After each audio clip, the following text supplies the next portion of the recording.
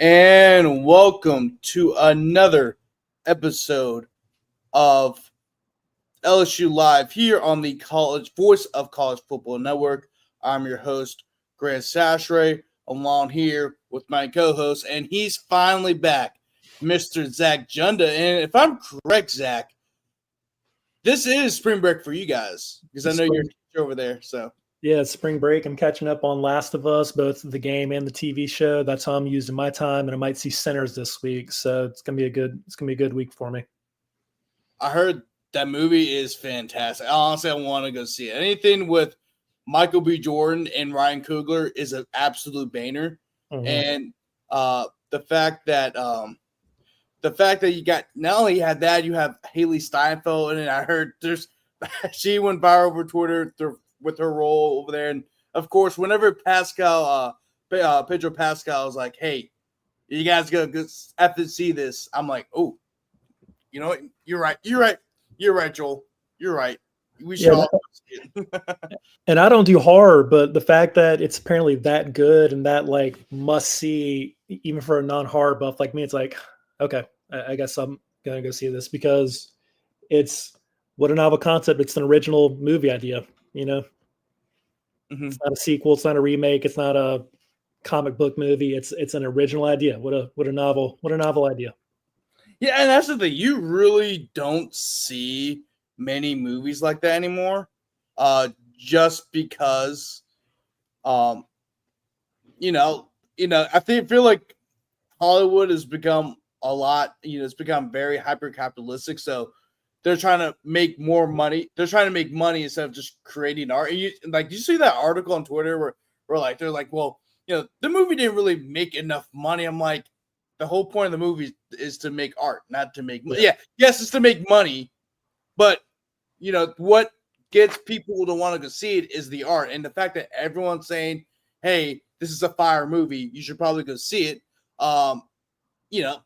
You're seeing a lot more people, go see it. And really, it's also a horror film. Like, I think that gets lost. Like, horror films usually don't make a lot of money unless they're like a legit, film series like Scream or The Nightmare on Elm Street. Like, you're not going to see that much money. This is an original idea. And of course, when you have Ryan Coogler and Michael B. Jordan get together, they're going to make magic. And that's exactly what they did. I haven't seen it. So no spoilers, Zach, but I want to go see it really, really bad. But Zach, this is a spoiler though. It is officially draft week. Wow. Woo! Best get those last 3.0, 3.5, 3.2 mock drafts out there for all the draft buzz out there. You guys got about 72 hours to get at that last final draft, that mock out. So TikTok, y'all. And the thing is, too, it's like my favorite and also least favorite time of the year. Well, because one, you get to see who your favorite team, what player your favorite team is going to draft. Of course, the Saints, I think, is very highly anticipated, and you know this, Zach, because we both live down here. It's like we all want to know who the Saints are going to pick. I think this is like the first year in a really long time where you really want to know who the Saints are going to pick, just because, because they need somebody at every single position. So what people are wondering, if Shedeur Sanders falls to number 9, will they pick Shedeur Sanders? Or will they go with the receiver? Will they go with the tight end? But who knows? But we do know is that Will Campbell will be the first offensive tackle taken the draft. I think a lot of mock drafts have him going to the Patriots, which makes sense because they have a young quarterback in Drake May. And then also they need all the help on offense that they can get, whether it's at offensive line or at the wide receiver spot. Of course, Emory Jones is another guy you should watch out for. He was originally a first-round pick, but now it seems like he's probably a day two pick more and more. There's a lot of players. Kyrie Dellinger could be a late-round pick. I mean, there's a lot of players that are not a whole lot of marquee players that are like first-round talent. Like let's say 2020 draft, we had Joe Burrow and Clyde and Jay Jettis, and of course next year with Jamar Chase. But this is still this is still a decent draft because you still have Will Campbell being taken in the first round. Emory Jones may possibly sneak in the first round, but it seems more and more like he is going to be a day 2 pick, which is not bad at all. You still make a decent bit of money, and of course, Miles Frazier, Gary Dellinger, some of the other guys on the offensive line, they will probably be day 3 picks. I feel like I'm missing. Oh, Mason Taylor. Mason Taylor could be a top 50 pick, give or take. Yeah, I mean, there's a lot. There's a lot of smoke about him going very, very early in the second round. I mean, even some people might have him going to the Saints, which I hope so. Yeah. We need all the help we can get. But it's a very interesting draft per se, even on LSU's front. But Zach, what are your overall thoughts about the draft? And also, where do you hope to see Will Campbell land? Because he's definitely going to be a top 5 pick. It's wondering, top 10 pick. It's wondering where he will land. Yeah, this draft isn't as exciting as previous years, and it's hand in hand because of just the lack of QB star power. People are kind of talking themselves into, not talking themselves into, but like the Shadur Sanders thing could be as high as 3. It could be as low as, I don't know, 20, wherever the Steelers are, 21, 22, something like that. But it's not like last year where you had Caleb and Jaden and Bo Nix and Michael Penix snuck in there, and J.J. McCarthy had 5 quarterbacks. You're not going to have 5 quarterbacks go in round 1. You're going to have 2, maybe 3 if someone trades up for Jackson Dart.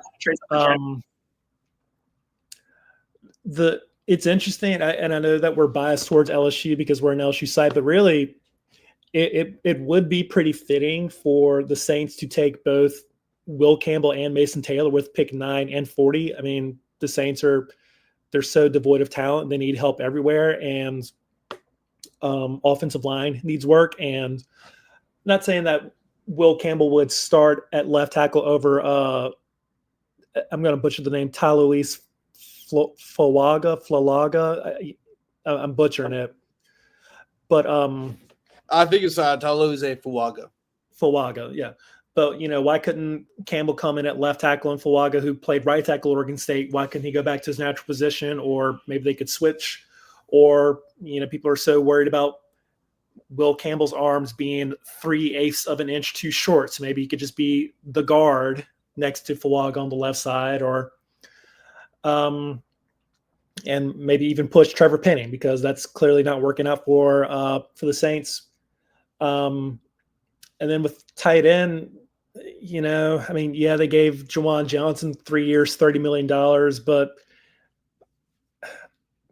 I respectfully don't like that signing. And I think Mason Taylor could be a better long-term fit. But again, the Saints, that I'll be psyched about pretty much anything they pick because there's just holes everywhere. I don't think I would love if they traded back up to get like a Jackson Dart, which apparently there's some smoke around that. And as for like the LSU sides of things, I'm actually not as high on it. Well, not that I'm not high on Emory Jones. I'm very high on Emory Jones, but I've seen Jones kind of slip all the way down to like round 4, maybe early day 3 or late day 2. I'm not seeing top 2 rounds anymore, which again, that's fine. But I think you'll see the run on LSU offensive linemen happen on that 3rd day with Miles Frazier and Dellinger and Emory Jones. And definitely.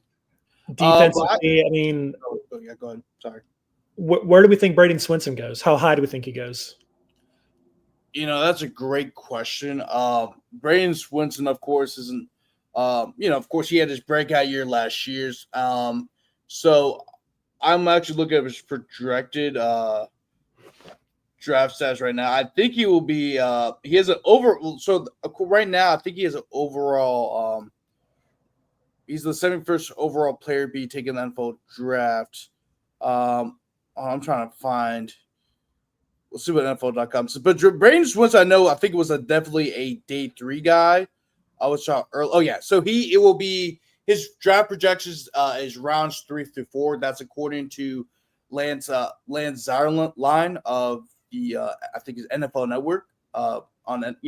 I got this on NFL.com, so that gives me an idea that he will be a late, let's say like in the third round. But if he does get drafted on day 2, he will be a day 3 guy very early in day 3.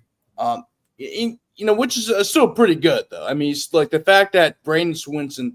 Let's be honest, Braden Swinson probably was rated as an undrafted free agent before the season, but because he had this breakout year, now he's a bona fide day 3 guy and possibly a day 2 guy, which says a lot. Which a lot of credit has to go to Kevin Peoples, the edge rushers coach, and the job he did with the development of that group. I mean, Braden Swinson had a great year. Savion Jones was much improved because the year before he didn't really have a great year, despite having 4.5 sacks as a rotational player in 2022. He had a drop off last year. Now this past season, I'm talking about 2024. He had a much better year. And so I think just Kevin Peoples deserves a lot of development, and you're also seeing that right now. I'm Zach. I know you've kind of been listening and reading about what happened in the spring game, but the edge rushers are legit. Now, could that be because the offensive line still has some issues to work on? Yeah, of course. But the fact that the edge rushers got 10 sacks, and now some of it was on the the second team or third team, but still 10 sacks in a spring game is a little ridiculous. Which shows you that not only the guys you brought in through the transfer portal are really good, but then also the guys, the underclassmen, are getting developed as well the right way. So I think at this spot, the defensive end spot, I'm making a bold prediction. You're going to see a lot of first round picks from the defensive end position from LSU, just given the development, the ongoing development in that group. Yeah, I've been seeing it all throughout the spring, and of course we also, I think a lot of people saw the spring game itself. I'm really excited about this group, and it really started. And Braden Swinson was kind of the guy. Braden Swinson, Savion Jones were kind of the guys that kicked it off. So it went, yeah. So it looks like he's going day 3, day 4. I don't know which team is going to draft him, because usually round 1's the one you have an idea who's going to get drafted where, but once you get past round 2, it's kind of a free for all. You kind of draft it at that point. You're drafting based off of either need or the best player available. Who are these future first rounders you're expecting on the defensive end? So Relaford, maybe Patrick Payton, maybe who else? I think honestly, I wouldn't say those guys will be first rounders. I think they have a chance to be first rounder. I mean, Patrick Payton definitely will have a chance to be a first rounder. Jack Pyburn could possibly be a first round, depending on the year he has. Honestly, you have to go off the year he's going to have. And Jamari Butler's played about 6 years, so I don't know if he'll be a first round type of guy, but he could be drafted, maybe day 3, day 2, or even day 3 or even day 2. But the young guys, I mean, given how much the NFL has been changing, I could see, Gabe Relaford being drafted very high. I could see Kalaj Cobbins being drafted very high. I know right now Kalaj Cobbins is more of a rotational player, but he's been improving. Like last year, you knew he was going to see some time, whether it's special teams or whatnot, because he looked really good last year. He's continued that this year. But even on the defensive line in general, just Ahmad Bro. Okay. Ahmad Bro, Dominic McKinley could definitely be first round guys, depending on how they develop over time, and of course how they compare to other defensive linemen that could possibly be drafted in that year too. I have to go through the list again, but there's a lot of really good defensive linemen, and that's the thing. You kind of a lot of riches at that spot that they may be first round guys, but they won't be rated as such because it's just a deep position. So you have to find ways to get certain people on the field. But I think any of the defensive ends have a chance to be first round picks, to be honest with you, depending on the year they have and how they translate to the next level. Gotcha. I wasn't sure if you just mean in the immediate future or in the 27 draft, 28 draft. So I was just, since you were there and I was just wondering who caught your eye spring game wise. And that's the thing too. It's kind of the thing is, I'll give a great example. Joe Burrow. Joe Burrow was not supposed to be the number one overall pick going into 2019, right? He was kind of a guy who was a day 3 pick before the 2019 season, and then he exploded. And of course, the offense was a pro style offense in the sense, even though it was kind of a spread style offense. A lot of the concepts they ran were pro style. There were a lot of pro concepts in his spread offense. I mean, Joe Brady, although he wasn't the main play caller, he brought over some of the concepts they had the Saints, and they ran it to perfection. And right now, I actually pulled up this thing to kind of give you guys an idea. Where is the tab? Oh, here we go. So let me show you this. Actually, I think this will kind of help us out a bit because I actually didn't write this stuff down. But brains. So this is how it is. LSU. This isn't completely accurate, but it gives you an idea of where guys could go. Who's draft eligible? Will Campbell, we've already talked about, first rounder. Braden Swinson's a day 2 guy. Could be a day 2 guy. Most likely could be a day 3 guy, early day 3, but could definitely be drafted day 2. Mason Taylor. I forgot about Zai. Yeah, Zai could go. People forget Zai Alexander was a 2-time All-American in Southeastern before he came over to LSU, and then he still performed very well. So a lot of people forget about him. He's going to definitely be drafted more like a day 3 guy. He's 6'2", 195, 200 pounds. So, he could be drafted as well. I think he would definitely be drafted. Although I know team might be worried about, the knee injury he had. But, overall, if you look at his overall body of work, even before the knee injury, during 2023, he led the team in interceptions. And really, I really think that, his injury 2 weeks before Alabama really killed LSU's chance to be in Alabama in 2023. I mean, if you go back and watch the game, I mean, if he played, I'm not sure if LSU would have beaten him, but I think they would have a little bit more success stopping Jalen Burrow. Maybe not so much running, but maybe leaving guys wide open, down the field. But I mean, Emory Jones, like I already mentioned, he will be a guy. From what I've been seeing, is a day 2 guy most likely.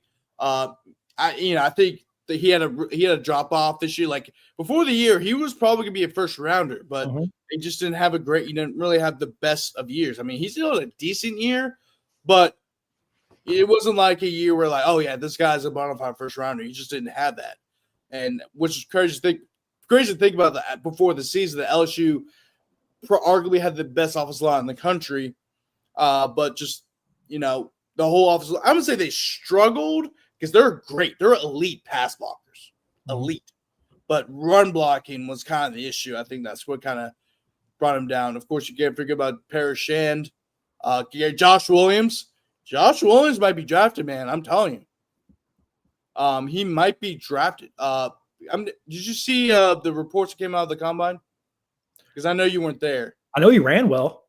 Dude, he was awesome. Yeah, and he had a really good, I know, vertical. People were talking about how good of his vertical was. Dude, his vertical was insane. Like, I mean, think about this. Josh Williams is 5'8" on a good day. He's not that big of a guy. And he was jumping higher than, I think if he went through the combine, I think he would have had like the second or third highest vertical. Like he not only ran well, thinking like the cone drills and the shuttle drills, he went off too. Like the thing about him, I remember telling somebody this before the combine. I was like, if there's somebody you expect to have a great day today, it's gonna be Josh Williams. He's like the perfect definition of a guy who is a combine warrior. I mean, he really is. Yeah, and he's such a good. He wore the 18. He's such a good guy. He's got such good character that even if he doesn't get drafted, I can see him earning, if not a roster spot, at least a practice squad spot, because he's someone that you would want to have in the locker room because he's just that good of a person. And, if there's character concerns, I'd rather take the guarantee on a guy like Williams, who even with him being a little bit older, I know the type of person that I'm getting rather than holding my breath on maybe someone with a little bit more questionable character, you know? Yeah, and so I actually saw a comment, but before I get to the comments a little bit, make sure to like the video. If you're on YouTube, make sure to like this video and subscribe to LSU at the Voice of College Football Network, and also click on the bell, because if you click on the bell, it will notify you whenever we release a new episode. We have a live show, you name it. So make sure to like, subscribe, and also click on the bell. Because me and Zach, we're just gonna be pumping out content as much as we possibly can. We're trying to get us back in the we're trying to get us in the algorithm so more and more people can watch our content. There's a lot of LSU accounts out there, I know, but let's like a lot. We're not all monolithic here in the LSU Nation. We're just not. We may have some of the same takes, but we might have different approaches to how we have those takes, like we have right now. But Akeem Baptiste, are they going to develop collage Cobbins? Well, it's just collaboration Cobbins, but I know we were talking collage Cobbins. Not much talk about him since he's been on campus. There's been look, that defensive end room is deep, and I've been there every day. Collage Cobbins looked awesome. The issue is right now he's just in a deep position group. You got 3 graduate transfers who are all going to play. On top of that, you have Gabe Rutherford coming back. You still have some great play. Like Collage Cobbins is going to get some playing time, man. He will definitely get playing time. There's no doubt about it. But I think he's going to be a guy who will contribute in different areas, special teams. He might be a situational guy. I think the good thing is about him is that, he's looked impressive throughout the spring. He looked impressive during fall camp. So I think he's going to be a guy who will get some decent amount of playing time. Maybe not a whole lot just because of the depth, but he's definitely a guy that I could see starting next season after I'm talking about 2026 year. So I I'm saying I don't think he's not. It's not like he's not playing. He's not complaining at all. It's not like the coach doesn't like him. He's impressive. It's just a very deep defensive end rotation. When we it's not that we're not talking about. It's like everyone else is also doing very good too, which shows you how great this defense can really be. I know the offense still has some work to do, and maybe so we won't know how good this team really is till September 4th. I think it is September 4th and September 5th when they go to Death Valley and play Clemson. Payne looks like Arden Key, and I'm okay with that if you can apply that kind of pressure. Oh yeah. I'd also be okay with that. Arden Key was on. Arden Key was unstoppable. But really, Jack Pyburn looked great too. He's a great defensive end. You just have a really deep defensive end, but he also responded again. That's what's tough nowadays. Keeping a kid on campus up to choose according to how much time he gets. I didn't want to end up like Quincy Wiggins. I think he's better than Quincy Wiggins. Yeah, Wiggins was just I've seen the first project. Quincy Wiggins is more of a project. You know what I'm saying? And he really didn't do anything when I was out there for spring and fall. When he was on LSU's roster. Collage Cobbins, on the other hand, has shown he's in the rotation. I believe he's on the second team rotation, or at least he's going to get some playing time because all these guys are going to leave. Like Jack Pyburn, Jamari Butler, and Patrick Payne are basically mercenaries. They're only going to be here for 1 year. So he'll definitely next season, like this year, he'll definitely be in the mix. And I think in 2026, he will be a starter, if not a starter, a guy who will rotate in a lot. Yeah, and I don't mean to pick on Quincy Wiggins, but I'm looking at his numbers right now. He had 1 tackle last year for Colorado, and he was again just a project, and you could see the talent there was tantalizing, but wasn't he more of a basketball player coming out of it was Madison Prep, right? Yeah, I think so. And just I'm not saying that LSU whiffed on. I mean, you got to take a chance on it, but just some of these guys don't make it. That's okay, but. I even heard about Cobbins as kind of like, this might sound weird, but he's like the name to watch among names who haven't really emerged yet, if that makes sense. He didn't really get a chance last season, but everyone's like, no, I'm telling you guys, watch for Collage Cobbins. And it didn't really materialize last year, but this might be the year where kind of works up in increments where he's flashing this year and next year in 26 he's starting. So there's a path for him.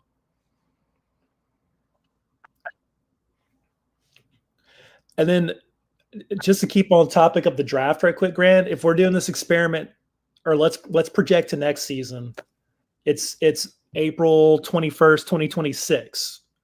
We're expecting Garrett Nussmeier to go in the first round. Mm-hmm. And then what else are we expecting?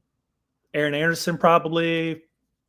Nick Anderson. I don't think he'll go first round, but he would definitely be drafted. Yeah, just because of his size. He's only 5'8", but I think in terms of guys, I think Perk, depending on the year he has, will be our first round guy. What weeks? I think what weeks will be a first round guy. I think so too. I'm not sure. Like if he,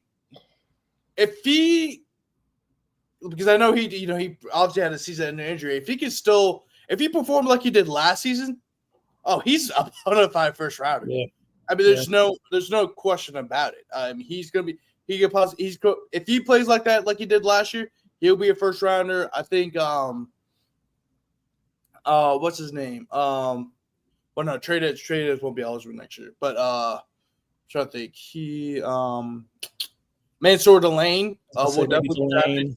I mean, if he has a big year, he could maybe play for be a first round selection. I think in terms of like the first rounders, I think if Garrett Nussmeier can build off of last year, not only build off of but improve and have a breakout year, 4,000 yards, 30 touchdowns, a little under 10 interceptions, I think he'll be a first round pick.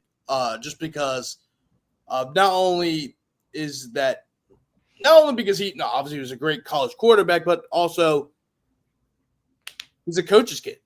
Yeah. A lot of times those NFL scouts will probably give credence to the coaches' kids or guys who are the sons of former players because they know the game. They grew up with the game. And I know this as a guy who is a coach's son.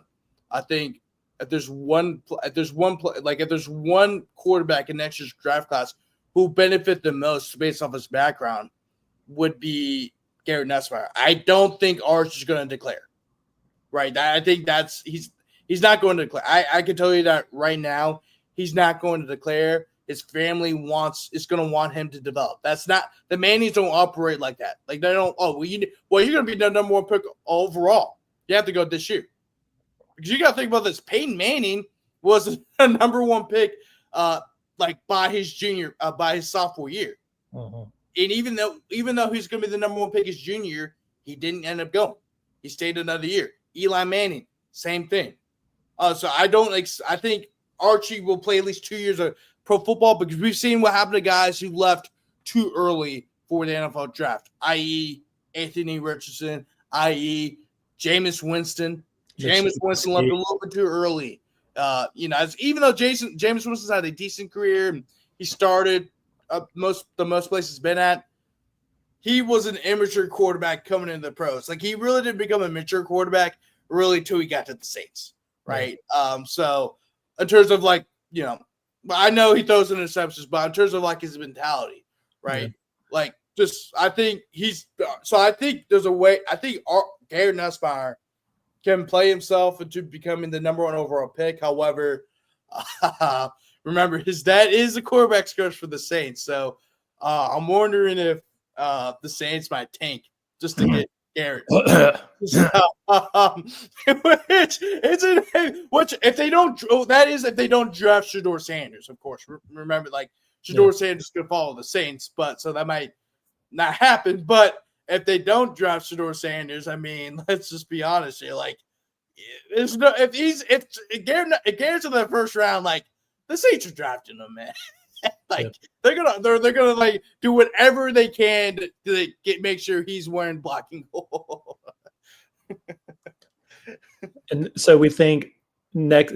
Again, I hate to speculate so far in a year in advance, but it's probably between Nuss and Cade Klubnik as QB1 next season or next draft. If Arch isn't going, it's he and Klubnik. Okay, I think so. Yeah, if Klubnik has a year like he did last year. I think so. Just because, I know 2023 was a rough year for him, especially given all the hype he had. But last year, he really showed what he can do.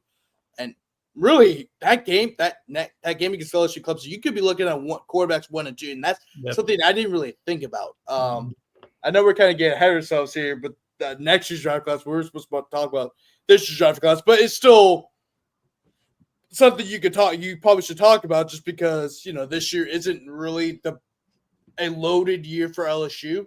You only have one elite prospect and a bunch of guys can be drafted in day 3, and it's out. Mason Taylor is definitely be a day 2 guy. That's been across the board. I mean, a lot of teams are interested in him for the simple point that the family genes. His dad is, what's his name? Jason Taylor, Hall of Fame to the end.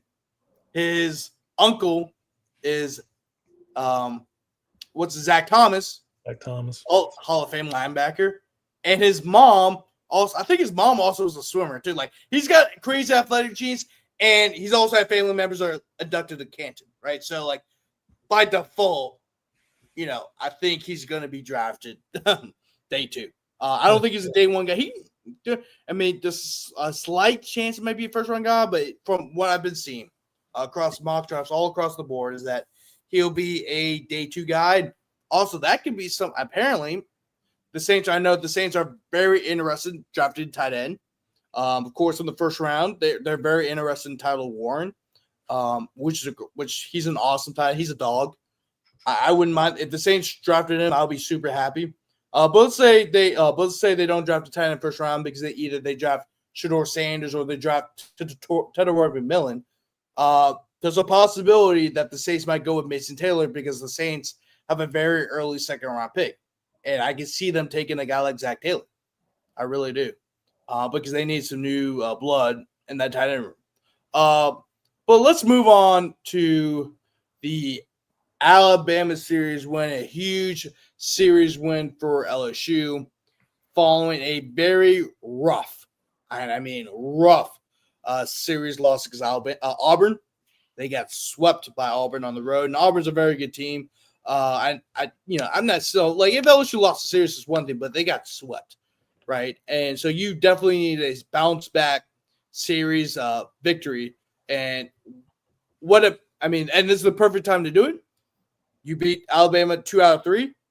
Probably should have won the last one to sweep the series, but hey, you got the series win. This week you're going into the Tennessee series, and that's gonna be a humongous series in Louisiana. Of course, LSU and Tennessee. I mean, obviously LSU is the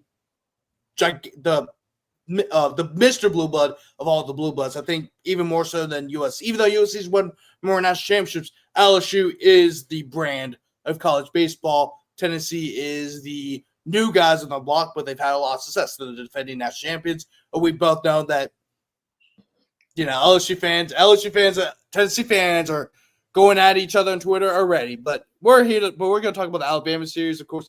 Anthony Ianson looked fantastic. Kate Anderson looked fantastic, but Anthony Ianson, I mean, he's just been unstoppable for the Tigers. I mean, if I remember correctly, he had 12 strikeouts. I mean, he's been awesome. Only allowed 4 hits through 6 innings, 12 strikeouts of 5 walks. He's everything that was, he was everything. He's lived up to all the hype that was built around him when he transferred to LSU. Really, LSU's had a lot of luck having a solid 1-2 punch the last couple of years. I mean, of course, 2023, we had Skeens and Ty Floyd. Last season, we had Gage Jump and the other guy, Holman, yeah. And we had Holman. Those 2 guys were great. Although they had some up and down points during the year, but late in the season, they were hot. And this year we have another solid 1-2 punch. And if you want to win baseball, if you want to win games in college baseball, especially as you get late in the season, especially when you get to the regional play and super regional play in Omaha, you have to have a solid 1-2 punch. And that's something that LSU definitely has. Yeah. I do wish Einstein would maybe start a little bit faster, but he gets stronger as the games go along. The 5 walks, I mean, he threw 115 pitches. That was a season high for him. But 12 Ks, you'll take 12 Ks and 2 runs from your number 2 guy. Any program would take that. Kate Anderson got kind of touched up a little bit, but credits to the bats for waking up and rallying back. I believe they scored like 10 straight after going down 5-1. They scored or rallied to win 11-5 or 11-6, whatever it ended up being. What do we make of Sunday or Saturday, I guess, technically, with Chase Shores not getting the start? Instead, Connor Ware got the start. Is this what we're just going to be doing from now on, or is this a one-off? Is this a Jay experimenting? What do we think? I think it's a little too late in the year to be experimenting, but if the Shores thing isn't working, why keep trying? And not that I don't think it's not working, but I don't know. It caught me by surprise. That's all what I'm trying to say. And look, Chase Shores is not having a bad. I mean, yes, his ERA is a little bit high at 5.44, but he has a 5-2 record. He has 46 strikeouts on the year. I mean, and his walk total is kind of low. It's 22, but the problem is he's allowing a lot of hits. He's allowed 48 hits. He's had more hits than innings pitched. He's only pitched 41.1 innings. But that's just really been his issue. I mean, he has great command, right? So I mean, it's not like he's walking people and stuff like that. Guys they're just getting hit. He's just getting hit off of, and I really also think I think Chase Shores may be more of a bullpen type of guy, maybe, but he hasn't been bad per se. Like he hasn't been like what's his name? Thatcher Hurd. The other guy who came from UCLA. Thatcher Hurd. Where Thatcher Hurd was just walking people, right? You also or Blake Money throughout his career where he was just walking people. It's not that the fact he's walking people; it's just he's getting rocked. So I'm wondering what Jake could possibly do. I know he tried Connor Ware, but I'm wondering if he might go with Cowan day 3. And that's kind of the issue with day 3, right? Because day 3 is more of a day where you want your relievers to pitch. Day 1, day 2, you want your starters to go as long as possible. Day 3 is like, okay, who can pitch me for at least 5-6 innings? That's usually what day 3 is in college baseball. You don't really have a 3 deep starter rotation college baseball. A lot of times, if you are too deep, you have a really good starting rotation, right? That's just how it is in college baseball. And also, you could put in Zach Collins, but Zach Collins is too valuable to take out of the bullpen. Has 6 saves. Casey Evans, who got the win in Game 1, he's too valuable to take out of the bullpen. He also has 6 saves. I mean, those guys can also pitch really long innings. And that's the thing Jay has, is probably figuring out right now. Like, what do you do there? I mean, you could put Zach Collins as the day 3 guy. And Cohen did, but it's a very interesting dilemma. But it's just like that's how it is, really, in college. It's kind of hard. You have a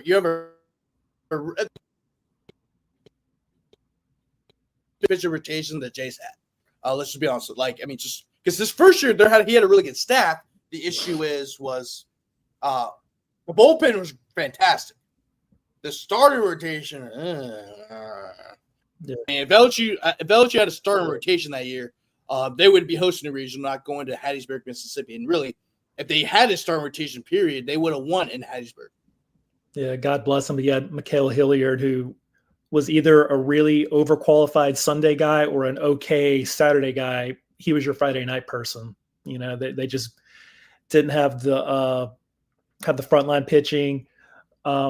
This year, it's kind of the opposite, where they've got the frontline pitching, but the bullpen, you just kind of outside from Cowan and Evans, you just kind of hold your breath because you're like, can these guys throw strikes? I don't know if they can throw strikes. I mean, William Schmidt walked 3 guys in Saturday's game, I believe, Game 3.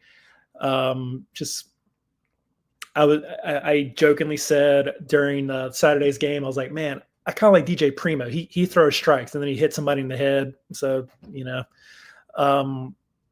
it's college pitching. Like LSU's not alone in having bullpen issues. Like lots of programs are probably in that same spot. But we saw the bullpen turn things around in Omaha in 23. So why there's no reason to believe that they couldn't come into their own. And to their credit, they are pitching better. Outside from Shores' one bad pitch where he gave up the 3-run home run, they were throwing up zeros for 4 innings, and it was just this time it was the bats couldn't get going. So I think the bullpen pitching lately, it hasn't been pretty, but it's just been barely good enough. The problem right now, ironically, is LSU doesn't really. They're in a slump offensively, which we don't really associate with the Jay Johnson teams, but they're and I trust that they'll break out of this. It's a slump. At least I think it's just a slump, but we'll see. The Tennessee one is massive, though. Am I wrong for thinking I'm going to pick Tennessee to win the series, though? Because I think I am.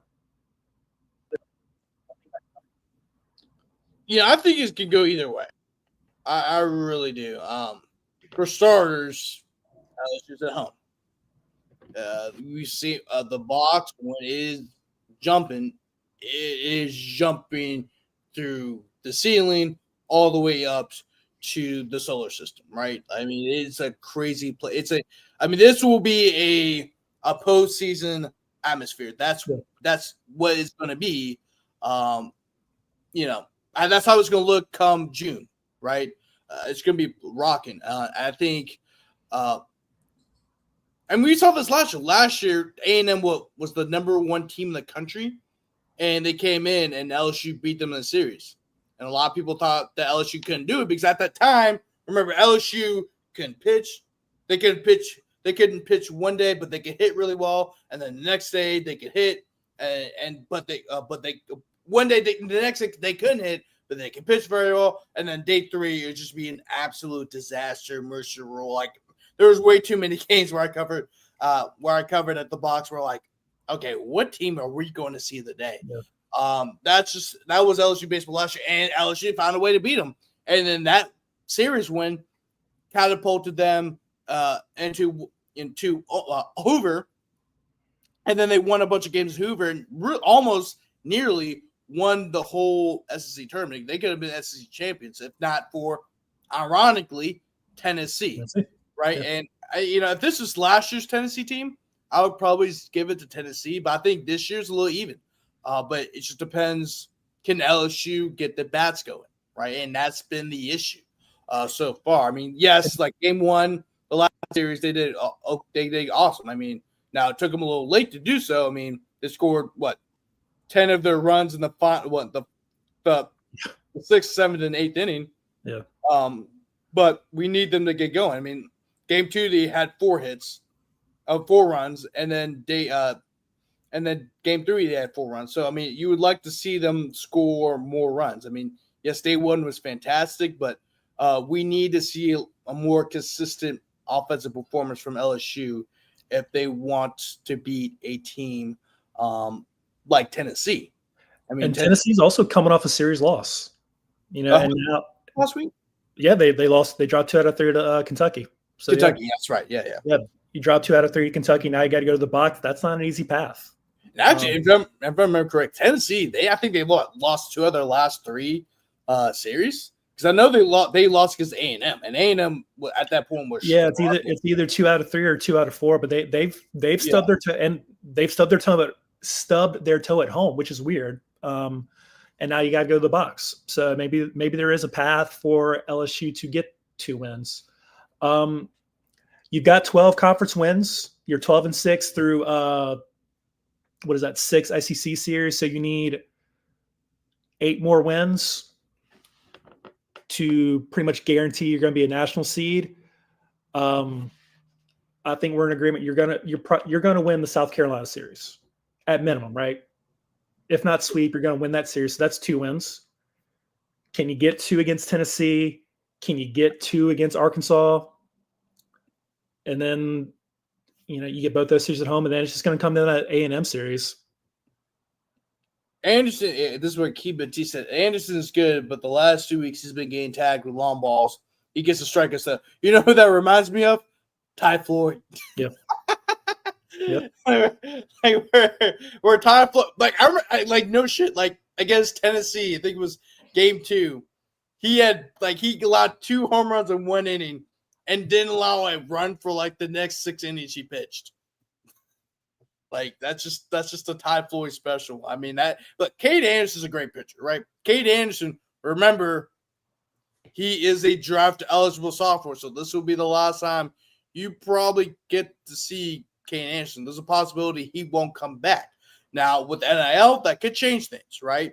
But when it comes to being a pitcher, if pitchers are going to get drafted pretty high, that usually means they're going to make money. It's not the same thing as Jared Jones, where he's a first baseman and really all he's known is for hitting the baseball, despite his improvement in fielding. Right, he's actually a really good fielder. But at that point last year, he was just seen as a power hitter. But he's actually been more than that.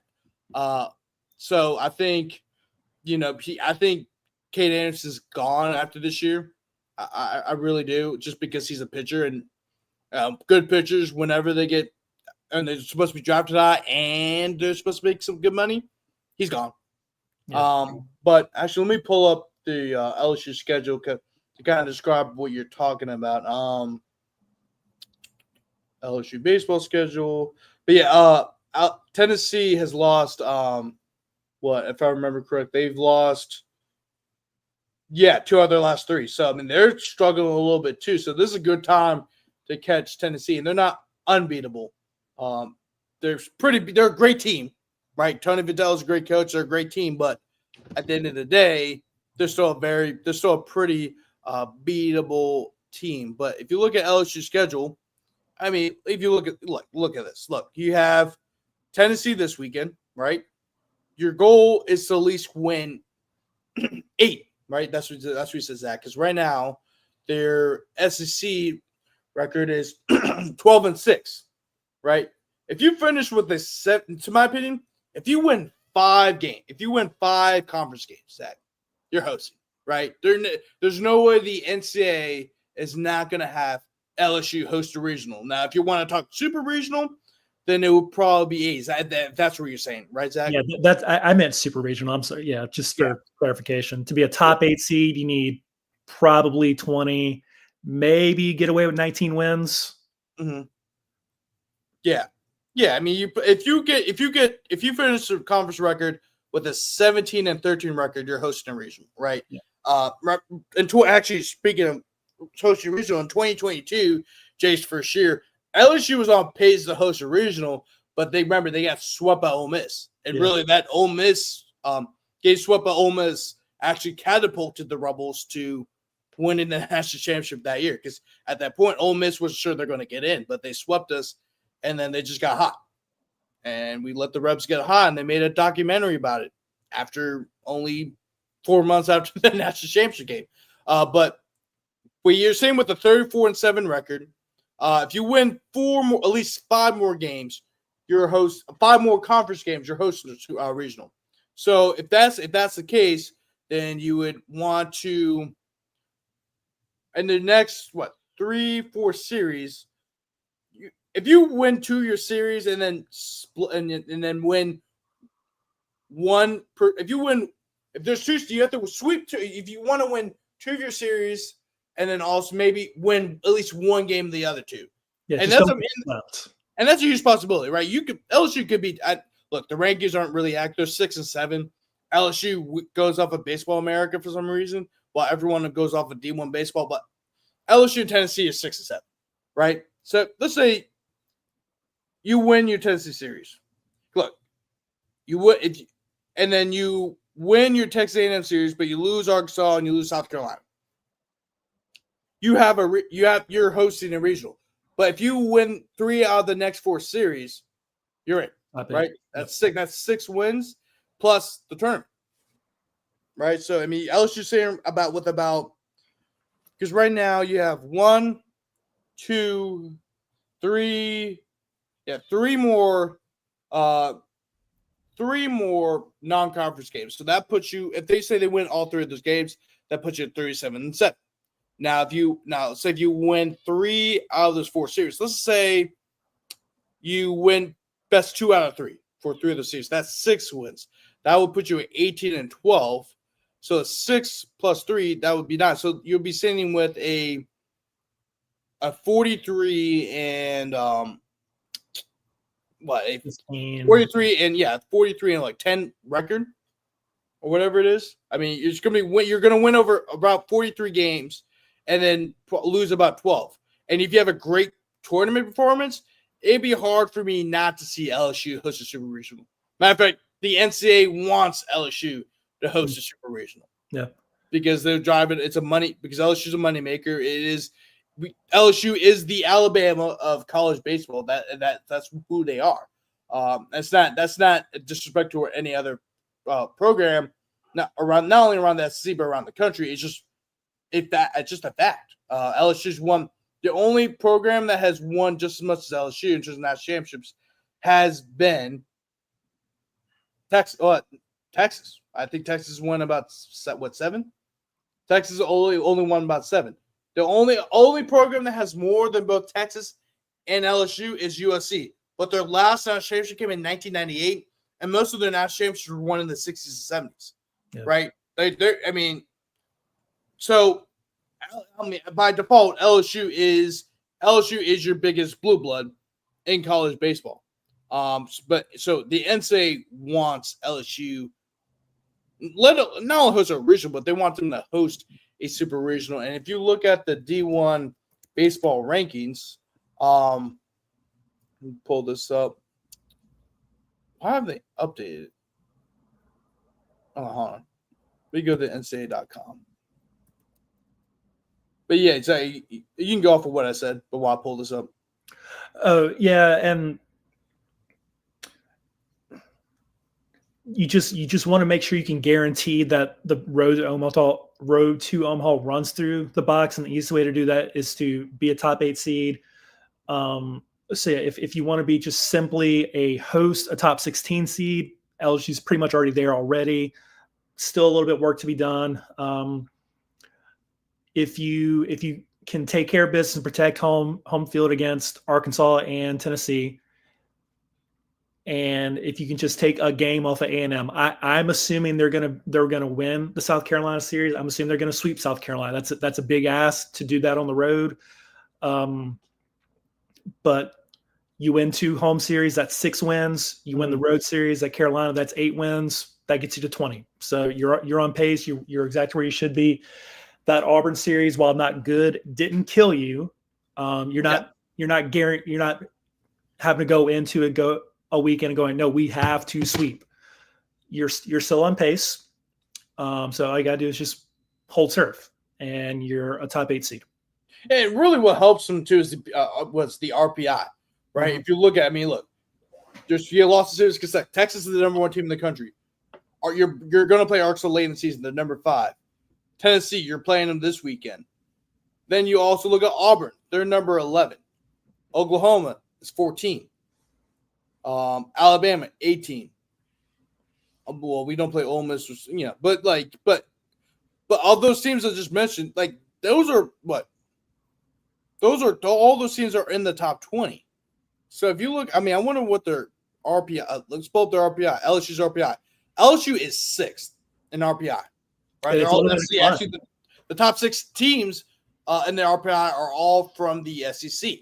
Right, so that will help out LSU tremendously because your RPI is so high, and and the teams that you lost to are also really good teams, and they're going to win more games down the stretch. So that only benefits LSU even more. Right, it's not like if LSU lost against bad teams, so that's one thing, but they're winning against the best of the best. And those teams that they lost to keep on improving. Texas is the number 1 team in the country. They're one of the hottest teams in the country, if not the hottest team in the country. And they're the number 1 team right now. This is RPI. But in regular rankings, they're the number 1 team in the country. And Auburn, they're 4th in RPI. Arkansas is 5th. Alabama's 9th. Tennessee is 12th. Oklahoma's 19th. We're not going to play Florida, but you get my point. Like, what benefits LSU is that they play in the SEC, and they've had some great SEC victories, and all of those. He's had some tough losses in conference play. Those tough conference series and those tough series losses in conference play. It wasn't like they were bad series losses. They came against the number 1 team in the country and the number 11 team in the country, both on the road. So they're going to be fine. I think the Dogs agreeing with me. Like, we're just spitting fire out right now, Zach. Yeah, I'm trying to mute myself so he's not heard. Yeah, what type of dog is that, by the way? That's Tucker the Hound. He's Great Pyrenees and Tree Walker Coonhound mix. He's about 120 pounds, and when he stands up on his hind legs to say hello to me, he and I are about eye level. So he's about as big of a boy as you could hope for. But he's a lap dog, so he's very sweet. I got you, man.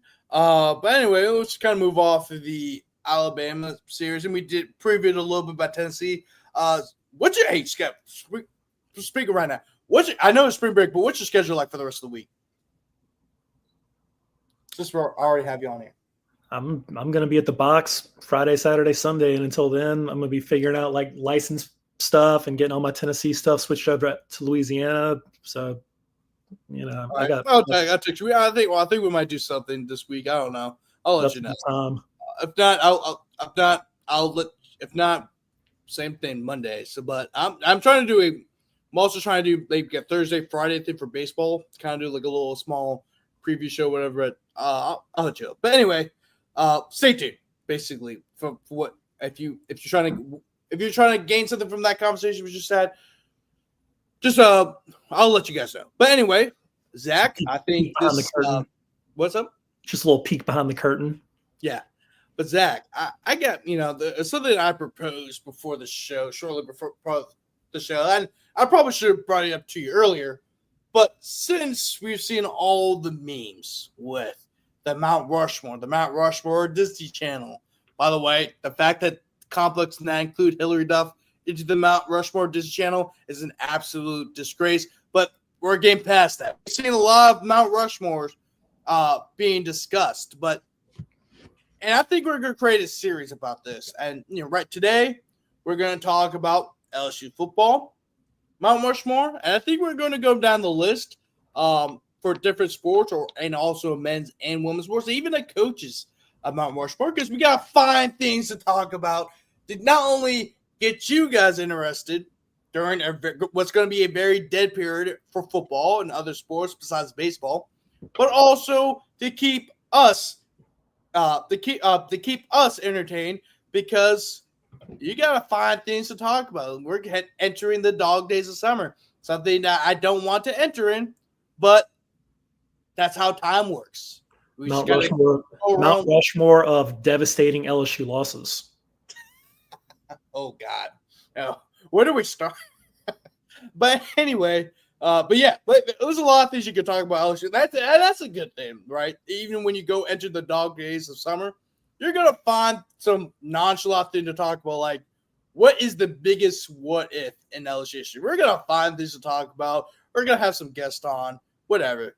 But Zach, I think we're just gonna get started. What is your Mount Rushmore? It's Jonathan Giles, and Jonathan Giles. Jonathan Giles. Oh no. That's a little inside joke not inside joke, but that's like if you know type of thing. Yeah. No, I mean it's probably, I don't want to say cliche, but the easy answer is to say the 3 Heisman winners. So Burrow, Cannon, and Jaden Daniels. Ever heard of them? You never heard of him, Zach? Never heard of him. I don't know. It's well, I mean, you're a casual, so that's okay. What year were you born, Grant? 99. Okay, yeah. Never heard of him. Well, no, you're a 90s baby. Late 90s baby. I get to the end part. I was born midway through 99, so I guess that counts. And I think for my fourth, it really just comes down to preference. I think you can make it like for me, it's a 4A, 4B. You can either go Tommy Casanova, 3-time All-American, or I'm a little more biased towards Glenn Dorsey. He's only the most decorated defensive player in LSU program history. The fact that his number 72 still hasn't been retired is insane to me. We've been talking about for years about when does Burrow get his statue? When does he retire his 9? Man, let's get this 72 retired first before we do anything else. So I'm going with Cannon, Daniels, Burrow, and I'm going Glenn Dorsey over Tommy Casanova. He's got his number retired. Let's get that 72 retired up there. What about you? Yeah, I agree with you. I think you have to go with the 3 Heisman winners. I think you have to go with Billy Cannon. Billy Cannon was the first, was the very first superstar for LSU, right? He was the first Heisman Trophy winner. I mean, his punt return on Halloween night, 1959, is one of the most famous plays in college football history. Like, I mean, there's no way, there's no way a better way to describe it. And one of the most famous one of the most famous plays in college football history, period. It might be up there as the greatest punt return in college football history. But you have to go with Jane and Joe, right? Of course, we already know about Joe. Joe was the quarterback of arguably the greatest college football team of all time. There's a lot of debate around that because there's a lot of great teams. Of course, 0-1 Miami comes to mind, 95 Nebraska comes to mind, but 2019 was if it's not the greatest team in college football history, it is definitely the greatest offensive. It's the greatest offense that college football has ever seen. You had a 100-yard rusher. You had a quarterback who threw for 5,000 yards and broke the single season record for touchdown passes, which is Joe Burrow. And of course, we already know about Justin Jefferson and Jamar Chase, all those great players. And also the offensive line won the Joe Moore Award. But we're here to talk about Joe Burrow, over 5,000 yards, 60 touchdowns compared to 6 interceptions. 60. 60, yeah. 60. Yeah, one of the real. I mean, it's one of the greatest performances by a quarterback in the history of college football. I mean, if you want to look at single season performances, Joe Burrow and Cam Newton are on a separate list. They're in the S tier, right? I mean, there's no one. Those two quarterbacks, no one will top the seasons that they had in terms of a single season. So you have to put in Joe. Jaden, arguably the most dynamic player that LSU's ever had, at least on the offensive side of the ball. Yeah. I mean, could pass the ball on the run. I mean, he could do anything you could ask a quarterback to do. And also, he might have been the fastest player on the field, right? And that's something you saw in the season. Season 1, you saw a lot. You saw him run a lot more because he's trying to find himself in the offense. He's trying to gain his confidence back, and also, what's his name? I don't know what his name. It's Keyshawn Butte. Or Keyshawn Booty, he had the drama behind him around the scene, so it seems like the offense was trying to cater the offense around him, so that could also create some problems. But in year 2, he was sitting in the pocket, he was waiting until somebody got open, and if nobody was open, that's when he ran, and that's the thing too, like about Jaden, when in that second season, you didn't want him to throw the ball down the field, nor did you want him to run. So pick your poison. That's what Jaden. So you have to include Jaden in Mount Rushmore. Of course, the 3 Heisman Trophy winners. You have to. I know I kind of over-explained why I picked them because I think we already know this point, but you have to, right? You got to make a case somehow. But for the 4th one, I'm gonna have to go in Tyrann Mathieu. I know you could probably say Tommy Casanova because Tommy Casanova was a 3-time All-American LSU, and I know there's a lot. Glenn Dorsey there's a lot of great defensive players that come through LSU, but Tyrann Mathieu was an icon when he played here. He was the guy you probably would consider the flagship person of DBU to go along with Corey Raymond and what was the guy? Who was the DB's coach before him? Ron Cooper. Ron Cooper, Corey Raymond. You got those guys. If you want to do a Mount Rushmore DBU, it's the two, Corey Raymond and Ron Cooper, Tyrann Mathieu, and you got to find another person to put in there because there's been so many DBs. But in terms of the player that defined DBU, and it was him. And if it weren't for a stupid rule regarding weed, he would have been playing in 2012, and it wouldn't have been even close.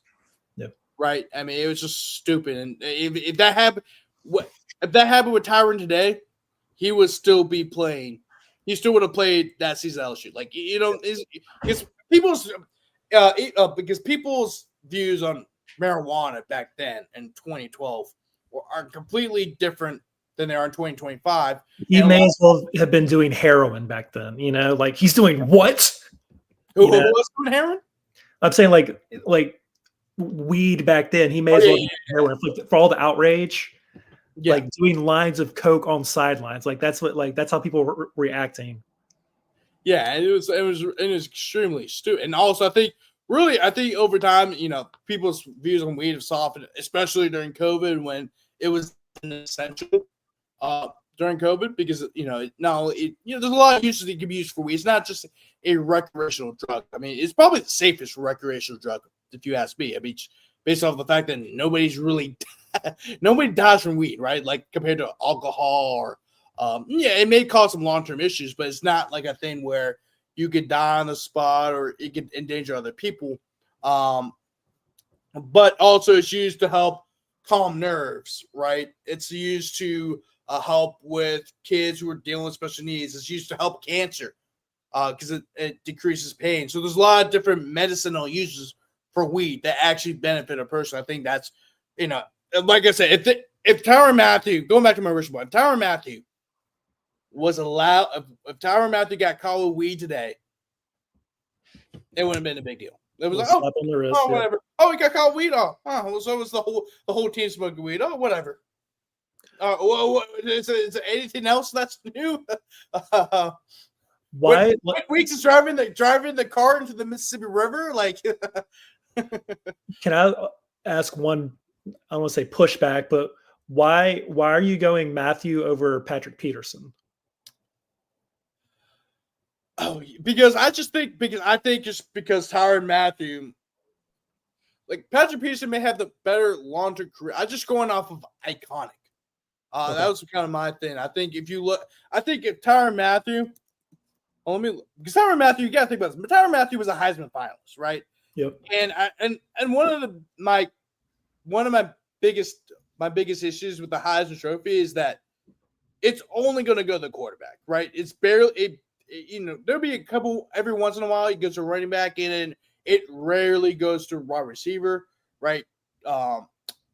Devontae Smith is the first true wide receiver to win the award since Desmond Howard, and of course Travis Hunter is the first defensive player to win the Heisman Trophy since Charles Woodson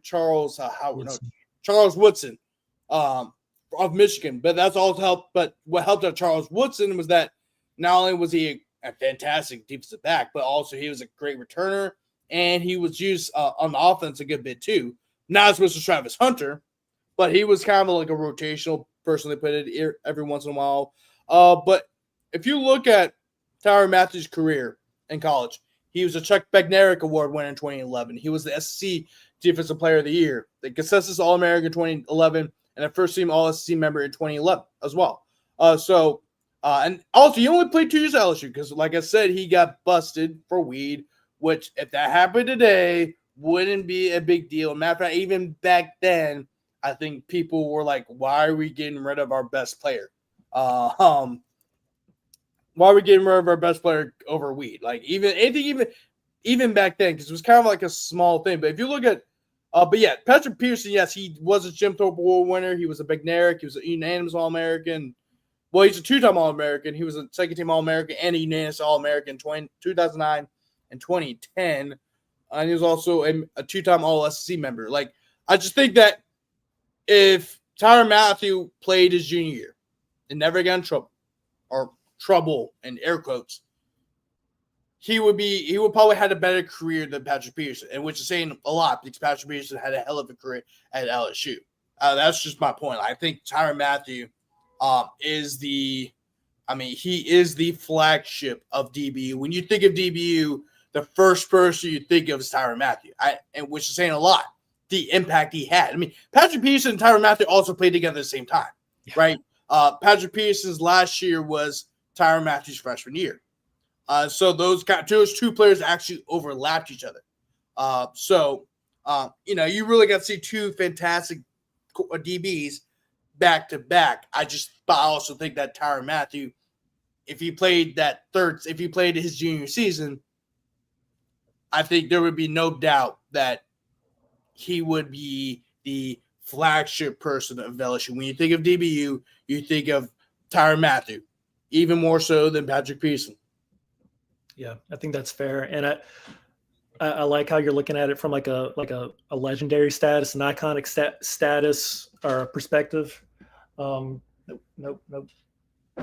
I think Matthew's also like the face of that 11 team, maybe the best team to have never won a title. He's the face of that team. He's the face of not just that defense, but that entire 2011 team, that juggernaut that just they got the bad draw. We don't have to revisit that.